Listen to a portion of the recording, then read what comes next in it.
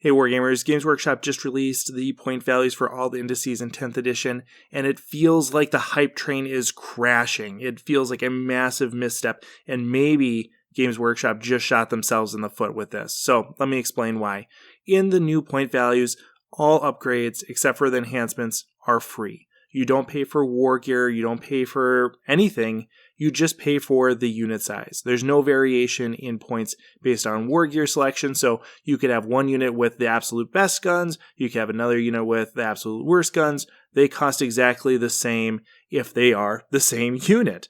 And so there is no granularity in balancing in points in 10th edition. And so this causes a problem because points are the basis for balance. That's how you balance the game, both within a codex and between codices. You use points to prop up units that are less effective and kind of pull back on ones that are more effective. That granularity that comes with having war gear cost different amounts allows for fine-tuning of different options. So if you have, the really good guns on your crisis suits, let's say, you pay a little bit more for that. And if you have the crappy ones, you pay a little bit less, right? So making things that are, quote unquote, better costs more, whether we're talking about offensive capability or maneuverability or durability, however you want to conceptualize better in, an n-dimensional trait space, let's say, you can make it cost more with points.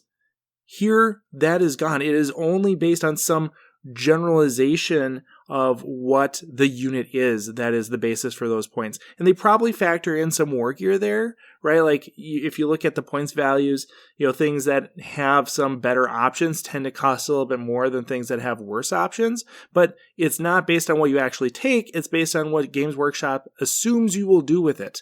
And that is a massive problem for balance.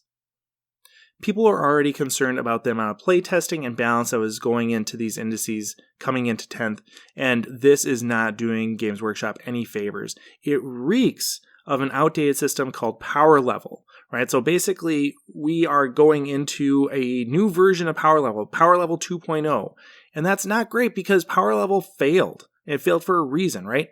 Power Level was kind of a really coarse, simple way to build armies, is you would give a power level to every unit, regardless of war gear, and it was generally single digits, power level 3, power level 8, whatever you needed, right? And that was supposed to really coarsely represent the overall strength of a unit. And this is very much the same thing, just with more numbers. You're looking at 3 digits instead of just 1 or 2. And so this is more granular, but it's still very much based on the same principles of this is broadly the strength of the unit, these are broadly what it should cost. And so you do not have the granularity that was intrinsic to making fine-tuning adjustments to those units. And that makes it much, much harder to balance, because if you have a unit where you are taking, a potentially weaker option, you're actually penalized for that, right? You're overpaying for that weaker option. And if you take a potentially overpowered option, you're getting away with it. And the disparity between the overpowered option and the underpowered option can be vast, given this approach to balance. So this is very concerning for me and probably other people that care about the balance, right? It seems like a critically weak point in the design philosophy of 10th edition. And it pushes people to always take the biggest, best options available to them. There's no points trade-off anymore, right? There's no reason not to take the biggest, best thing. And so you should always be pushing to do that. And if you don't do that, you probably have egg on your face, right? You're leaving points on the table. You're doing something that could be conceived as the wrong choice. And that can lead to a feel-bad situation. They can feel like you were trapped or tricked into taking something that wasn't going to be as good as it could have been because you had no indication, based on points, what the relative strength of each of those pieces of war gear would be. The only trade-off that exists is in functionality, and so you can look at the data sheet and say, oh, well, this thing does this and that thing does that. Which one do I want? And then make a choice. And in some ways, that is a really attractive thing, right? Like you don't have to do math hammer on it. You don't have to really pick apart these different options necessarily, but it also means that it's much harder to balance as a consequence, right? There's that that complexity swings both ways. It makes things, yes, maybe harder to understand, but also better in reality, right? Better in terms of balance, better in terms of accurately reflecting the strength and weaknesses of different units. And so here, there's no reason not to take special weapons, take special war gear, anything like that, because if you don't take it, you are making probably the wrong choice. So for Tau, that means you should take all the upgrades you can, and we have a lot of them, right? Tau are an army that are built around upgrades, looking at battlesuits, looking even at infantry. You have lots of choices, and so take them, right? Take all the drones you want. There's no reason not to take shield drones. There's no reason not to take marker drones or gun drones, right? Take everything that you want. Shield drones probably are a really good baseline for battlesuits because they add 1 to their wounds. Who wouldn't want 2 free extra wounds on a battlesuit, right? The only reason to not take a shield drone is if you really want to have a marker light keyword in that unit, or you want a few more strength 5 shots from a gun drone, right? Like, that's a simple thing for you to deal with in designing your army. Missile drones, right? Missile drones are free. Just, you should take missile drones because they give you more missiles. Like, yeah, sure. Guardian drones on Fire Warriors, those are free. Why would I not take a Guardian drone to have -1 to wound? Like, man, that is an awesome included upgrade.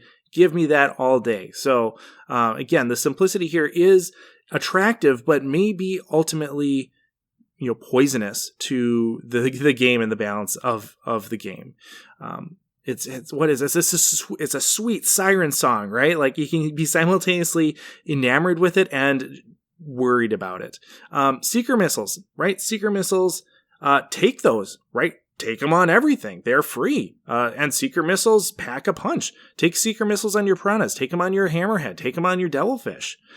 Take Seeker missiles everywhere you can if there's no reason not to, right? I probably still won't take them on broadsides because I want other stuff. But like on a Devilfish, yeah, 2 Seeker missiles, no problem. And so all this flattens the math hammer out too, right? Basically, if we have 2 different Crisis Suit units, let's say, right? One has 3 Fusion Blasters on it, the other has 2 Flamers and a Shield Generator on it.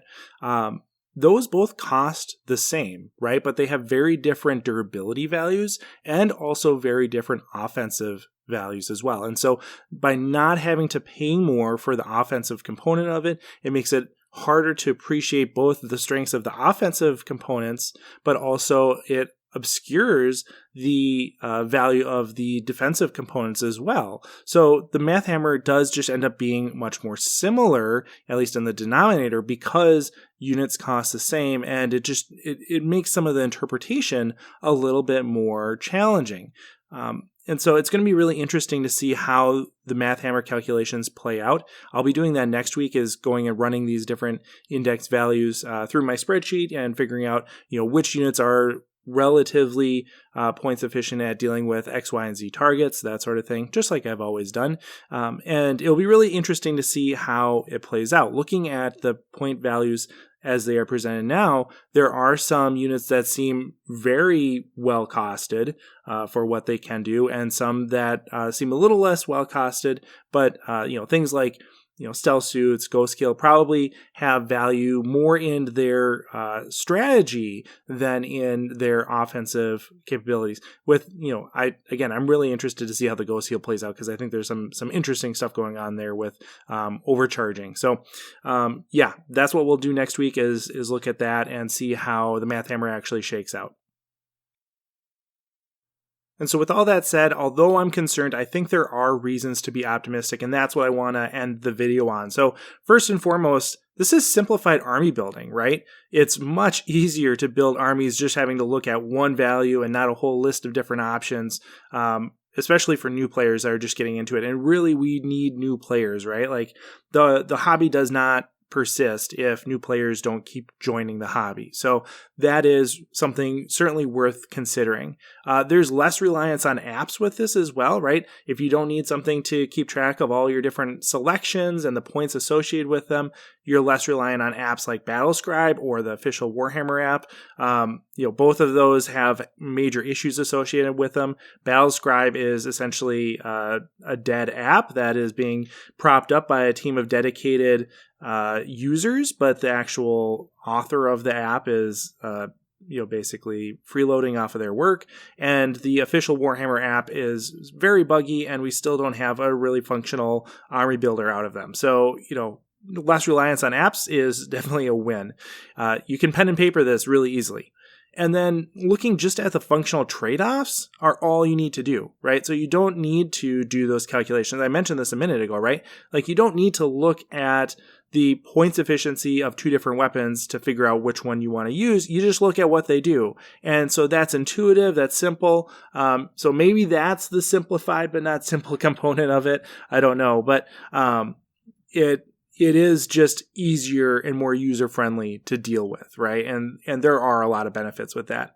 The other thing is, right, like, maybe my concern and the concern of other people is kind of misplaced, right? Maybe the fine scale balance that we've been talking about with, you have to pay, 20 points for a rail rifle or whatever, right? Maybe that never really mattered, and maybe that never really was even considered seriously by Games Workshop, right? When we look at their competitive updates and things like that, if we look at their meta updates, they're not talking about the price of rail rifles, right? They're talking about the win rate of the army as a whole. And so games are played with units and armies, not just individual pieces of war gear in isolation. And so, what really matters is probably the overall, effectiveness of the army and of particular units, much more so than the cost of any particular selection within those. And so maybe that granularity,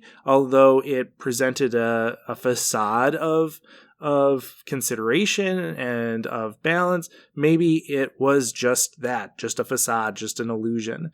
And so maybe that doesn't really matter. And with this unit scale pricing, you can still make adjustments, right? So if crisis suits become really dominant in the meta or something, you can always adjust the value of crisis suits up, right? You can do that and just accept that there's going to be variation with the selections that people make. And like that's just like a one piece of the puzzle too, right? Like, just because you price a unit at one points cost doesn't mean that everyone actually gets the same value out of that, because everyone's playing a different game with different opponents. They have different skill levels, right? And so, like, that doesn't necessarily, it's a highly confounded thing. And so maybe the unit scale adjustment is good enough.